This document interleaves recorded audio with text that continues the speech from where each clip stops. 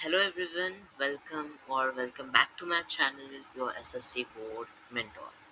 तो last video में हमने देखे थे इंग्लिश के पेपर के लिए कुछ presentation tips and similarly in today's video I am going to share with you all my math papers algebra and geometry के। तो I hope you will like this video and let's get started.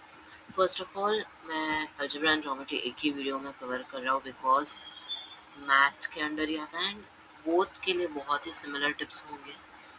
There is nothing different like जो questions के sets भी होते हैं they are the same. Like question number 1 A 4 marks, 2 question number 1 B 2 4 marks का होता है। तो फिर उसके वजह से I am not making a separate video for algebra and geometry because I think then that will be a waste of time for you all. तो first of all let's get to score.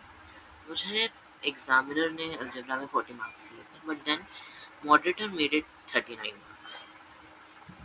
So let's get started. So first of all margins and all, अगर आपने पिछला video देखा होगा the same thing I have followed in all the papers. I used to do double margin, not compulsory. मतलब ये जो हर एक question के बाद मैंने लाइंस जो ड्रॉ किए वो भी करने की ज़रूरत नहीं है। But I again think that there is a plenty of time with you all, literally plenty of time. So if you are able to solve the questions within time and you really think and if you are really confident that you can solve the paper within time, you should definitely go for you know over highlighting your paper। highlighting means ज़्यादा underlining कर दिया या फिर अच्छा दिखता है उससे। So as you can see I have directly written the question number and front of that option along with the answer।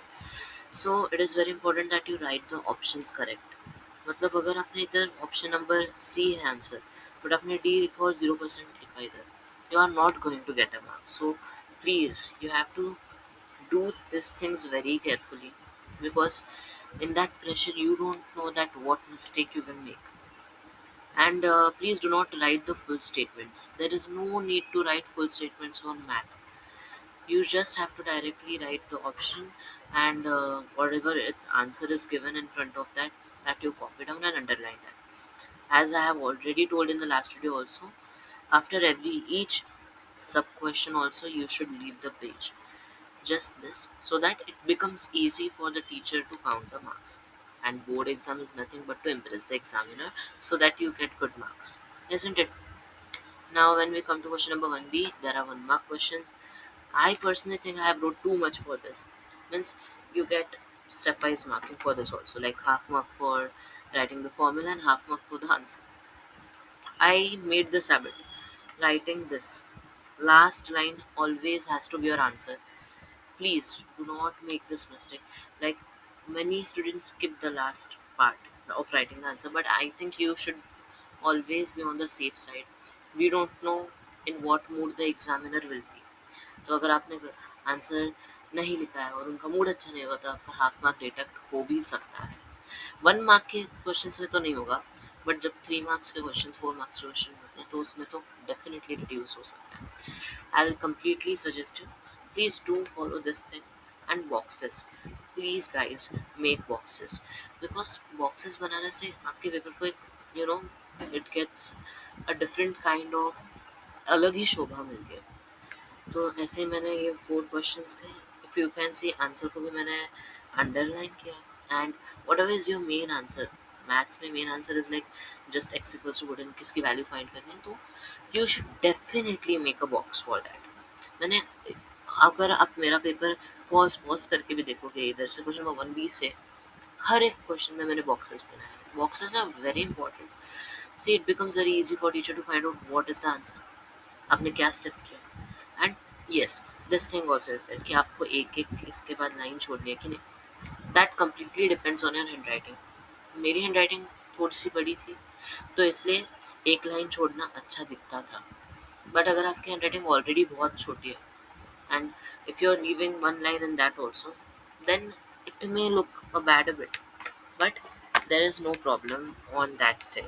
मतलब if you want to leave you can leave, if you don't want to leave it's upon you। but see अगर आप leave करते हो तो the paper looks more presentable, that's the only thing। and if you see just one sentence you had to write, but box is very compulsory. It just looks very good. That's my मतलब उतना ही मेरा कहना है, मतलब that is the only thing I want to tell you all, that boxes आपको बहुत मतलब बनाने ही चाहिए, मतलब डायरेक्टली फिर उसको देख के आपको examiner can give the marks. Same thing I have done over this. So, and then if you see question number 2A is our activity question. Activity question में boxes बनाना is must. तो कभी भी ना आप activity मतलब I did one mistake over here, that I did the longer activity first. But I think so आपको कभी भी पहले ना जो छोटे एक्टिविटीज़ है, जैसे ये दोनों छोटे थे, तो first go with those activities and then you do the other activities. आप ऐसे कर सकते हो. मतलब पहले 3 एक्टिविटीज़ में से 2 करने होते हैं, तो पहले तो आपको जो कॉन्फिडेंट हो उसमें वो 2 करो. You can do the extra one later on. But I मतलब मैंने जब सबसे पहले पेपर देखा, पेपर रीडिंग का टाइम दिया था, आई थिंक नहीं पेपर रीडिंग का टाइम नहीं था, बट हाँ जब मैंने पेपर देखा तो मुझे पता चल रहा था कि the paper was not too big. So I decided to attempt extra question at that instance itself. Now this is question number 2B. For 2 marks, you see how the step marks are given and how I have presented the question. See, each statement is very important. If you say this is a question of probability, and probability के questions are filled with statements. So see again I told that thing, box है and answer है. Same thing repeat करिए. देखो box है, boxes है, answer है, box है, answer है. And so if you want to go through my presentation, you may, but the same thing is there. Box, answer, box, answer. See, same thing, box and answer. And then comes question number 3B. So question number 3A, I think I have attempted later on. I don't know what I have done. Um, the 13th page नहीं आया है इसमें, हाँ इसलिए. तो वो भी activity का क्वेश्चन था आई थिंक, या उसमें फुल मार्क्स समझे. अभी क्वेश्चन नंबर 3B, ठीक है, 3 मार्क्स होते हैं, तो इसमें भी बहुत मैटर करता है. जैसे कि आप इक्वेशन लिख रहे हो, first you have to explain how that equation came, कि स्मॉलर नंबर एक्स है, ग्रेटर नंबर एक्स है, स्मॉलर वाई है. You have to write the according to first condition, second condition. So these things are very important. मतलब ये time line चीज़ें के लिए भी आपके मार्क्स जा सकते हैं. जैसे कि देखो, for forming this equations only I got half of mark. Then for solving of x half mark, solving of y half mark, and now you see the importance of answer. Answer लिखने के लिए मुझे half mark मिला. तो अभी teacher ने ये read किया ही नहीं होगा, डायरेक्ट मैंने बॉक्स बनाया ना, तो वो बॉक्स पे गए हैं. इसलिए मैं बोलता हूँ कि बॉक्स बनाना is very important guys. So same thing is there, box box box and then answer. Similarly, if you see over here there are boxes and हाँ, तो इधर भी बॉक्स है और आगे है आई थिंक, ये देखो इसमें 2 सब क्वेश्चंस थे, तो मैंने दोनों सब क्वेश्चंस का अलग अलग आंसर लिखा है. So you always be on the safer side. Do not try, मतलब ऐसे मत सोचना यार नहीं लगता है मुझे इसमें आंसर का मार्क्स कटेगा. अभी जैसे कि इसमें आंसर को मार्किंग नहीं थी, but you can not assume कि कौन से क्वेश्चन में आंसर के लिए हाफ मार्क होगा and in which question the answer will not carry the half mark. So that is one thing. Now here is where my marks got messed up.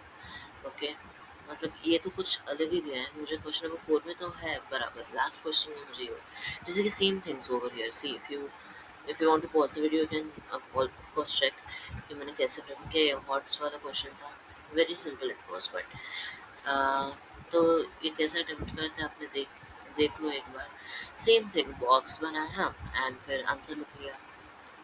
And जैसे कि underline भी करो, मुझे इधर equation मिला, मैंने equation को अंडरलाइन किया.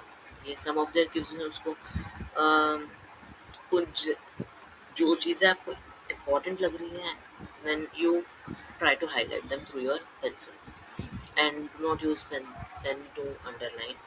It looks shabby. जैसे कि अब ये क्वेश्चन था ना, उसमें 4 सब क्वेश्चन है दिस. हाँ हाँ, रफ वर्क के लिए दिस थिंग, हाँ very very very asked out. So school में टीचर्स यूज टू टेल कि राइट साइड में रफ वर्क करो, but that looks very shabby guys. And अभी आप देख ही रहे हो कि मैंने इधर रफ वर्क नहीं किया है, पर वो दिखाया नहीं है इसलिए मेरा मार्क्स नहीं गया है. तो स्टेट बोर्ड इस चीज़ के लिए मार्क्स नहीं काटते। तो फिर आप एक ही पेज रखो, एक पेज नहीं हो रहा है तो उसके आगे का रखो, जैसे मैंने ज्योमेट्री में किया था, मैं आपको दिखाता हूँ। तो ऐसे आप कर सकते हो, रफ पेज रखो एक पूरा। जैसे कि इधर देखो 4 सब क्वेश्चन थे, वन को बॉक्स बनाया, सेकंड को देखो, सेकंड उसका आंसर भी लिखा पहले, फिर इसको भी बॉक्स बनाया, फिर उसका भी आंसर लिखा अलग से, इसको भी बॉक्स बनाया, उसका भी आंसर लिखा। मतलब it becomes very easy for the teacher to give marks. मतलब ढूंढना नहीं पड़ता है उनको कि इधर दो आधा मार्क, इधर दो, इधर दो, इधर दो। डिडक्शन का चांस ही नहीं देना है हमें। उसके बाद this is the question number 5, last question, जैसे मेरा मार्क्स गया है। तो ये जो मैंने बनाया था, ये मतलब पाई डायग्राम का इन्फॉर्मेशन था, उसको हाफ ही मार्क मिला है। This was perfect. Problem was, ये भी बराबर था, मतलब ये एक ही क्वेश्चन का है, ठीक है। इसमें मैंने ए की वैल्यू फाइंड की, 2a की वैल्यू फाइंड की, and then here I made the table, इसको हाफ मार्क था। एंड हियर मुझे एक्चुअली 2 मार्क्स मिले थे, but then moderator deducted 1 mark, saying that there is a slight difference between the actual measure of angles. So see, because of that tiniest mistake, मेरा half 1 mark का है directly. So usually this happens up. If you are getting a score which is like 40, they will try to deduct your mark. They will really try to deduct your mark. They will find out some mistake so that you are not getting 40 marks. And this usually happens with every student. They I don't know what's the logic behind that, but yes, it is. It is what it is, right? And then if you see, I think this was an extra question, and it was incorrect. So of course they considered it an extra only. So this are again extra question, ये बराबर है इनके, ठीक है, but extra में consider करती हूँ। तो similar presentation, geometry I messed up, I got 37 marks, but technically 1 mark has to be increase, but again I said वो रिवैल्यूएशन को मुझे नहीं देना था, because that is a whole different thing, whole different process. I show you the same thing over here guys. See, कुछ difference नहीं है presentation में, there is the same thing, box answer and statements तो geometry में ज़्यादा होते हैं। Box answer, ये तो 1 मार्क का क्वेश्चन पूरा पेज का हो गया, because there was no option. See same thing, box answer then box again answer, so same. And activities के लिए भी बॉक्सेस बनाओ, वो तो मैंडेटरी है। मैंने इधर एक्स्ट्रा एक्टिविटी नहीं की, बिकॉज पर्सनली मुझे ज्योमेट्री का पेपर लेंथी लग रहा था। Then 2 marks question, this is very important, diagram, then given, then to find, and then solution.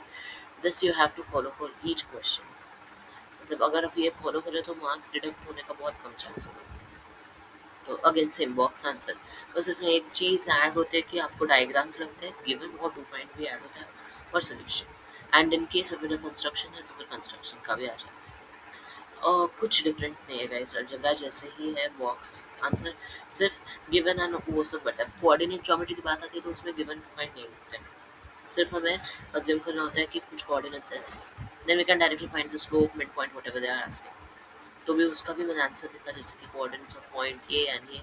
तो देखो बॉक्स बनाया एक्स एंड वाई के लिए, तो बेसिकली मैंने क्या किया था, एक्स को एक साइड पे किया था, वाई को एक साइड पे किया था।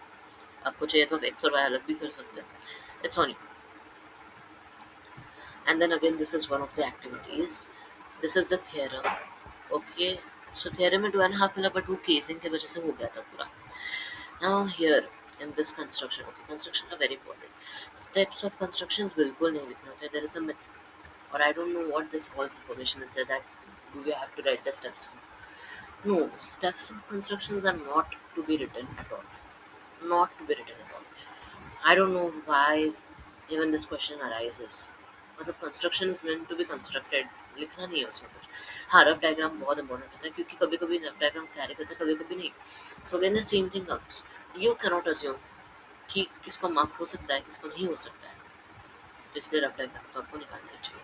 Construction should be neat, arcs को आपको एकदम डार्क काला काला नहीं बनाना है, आपके आर्क्स एकदम लाइट होने चाहिए। आपको पेपर में भी दिख रहा होगा, मैं जूम कर रहा हूँ, एकदम लाइट लाइट आर्क्स बनाने होते हैं, ठीक है। एंड जबकि लाइंस होती है वो टेंजेंट्स क्लियरली दिखने चाहिए। यू सी, एरोज का भी एक ये होता है, वे एरोज निकालना कभी एकदम बड़े बड़े एरोज नहीं निकालने होते। So this is the way you should present your paper. Construction, uh, one of my favorite things to do until and unless I know how to construct it. अगर मुझे कंस्ट्रक्ट होने नहीं आता तो फिर मुझे नहीं पसंद आता। हाँ, तो मैं जो बात कर रहा था, this question mark, I also asked my school teacher about this. He is also board uh, examiner from many years, मतलब 20-30 years he is also checking board papers. ये क्वेश्चन मार्क की वजह से मेरा उन्होंने हाफ मार्क डिडक्ट किया है, तो उधर भी हाफ एंड हाफ बन के 1 मार्क डिडक्ट हुआ था मेरा total. But this makes no sense. उन्होंने भी बोला everything is perfect, analytical figure perfect है, कंस्ट्रक्शन में ये सब everything is perfect. So for what reason have they cut the mark, God knows. अब आते हैं ये ज्योमेट्री में बहुत ज़्यादा रफ वर्क हुआ था। ये जो लाइन ड्रॉ की है मैंने नहीं की है, टीचर ने की है। तो ये जो मैंने क्या किया था पता है, हमें बेसिकली 10 to 15 मिनट्स पहले पेपर मिलता है। तो trigonometric ratios, identities, formulae, these all things you can already keep it ready। मतलब ये जो पेज था रफ वर्क का, मैंने एग्जाम शुरू होने से पहले ही रेडी रखा था। And you all should also do that, that is very helpful, okay, especially for trigonometric questions। Now here is where I messed up। like this question, what's का question था, but I did not give up on the question। मतलब of course मेरा answer wrong है, but see steps, diagram का half mark मिला है, इस step का हाफ मार्क मिला है, इसका हाफ, मतलब 1.5, एंड केजिंग करके 2 बोल सकते हो, मतलब एटलीस्ट 0 नहीं है। विच इज़ बेटर गाइज, 0 और 2, ऑफ कोर्स 2। सो हाँ, जैसे मैंने लास्ट पेपर में बोला था कि रफ वर्क कभी कभी एक पेज में नहीं होता, तो फिर आप एक दूसरे पेज को ही रफ वर्क बनाओ and right this thing PTO। PTO, PTO मतलब page turn over, very important if you are making a new rough page on in the middle of a paper, so you should write this so that the teacher gets to know आगे भी लिखना। This was the last question and this question was wrong, मेरा completely wrong हुआ था I guess, but this was an extra because मैंने अलग और एक question attempt किया था and here I got 3 marks। So yeah, that was it about my geometry paper and algebra paper। So again, construction has to be very good, present well, boxes answers, same things। And I hope this video was helpful for you all, and we'll meet in the next video with a similar context, with similar presentation tips, and thank you for watching my videos, and if you like them, so please do support me।